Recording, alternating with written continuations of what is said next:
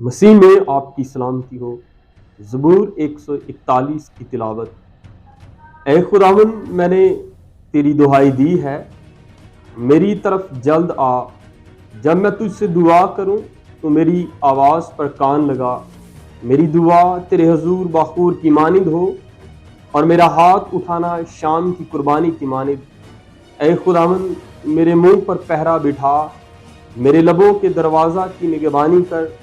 میرے دل کو کسی بری بات کی طرف مائل نہ ہونے دے کہ بدکاروں کے ساتھ مل کر شرارت کے کاموں میں مصروف ہو جائے، اور مجھے ان کے نفیس کھانے سے باز رکھ۔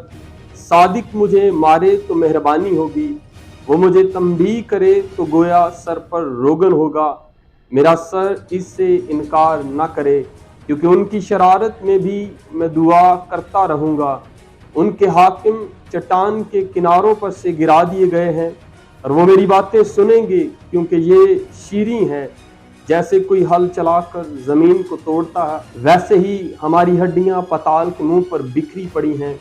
کیونکہ اے مالک خداوند، میری آنکھیں تیری طرف ہیں، میرا توکل تجھ پر ہے۔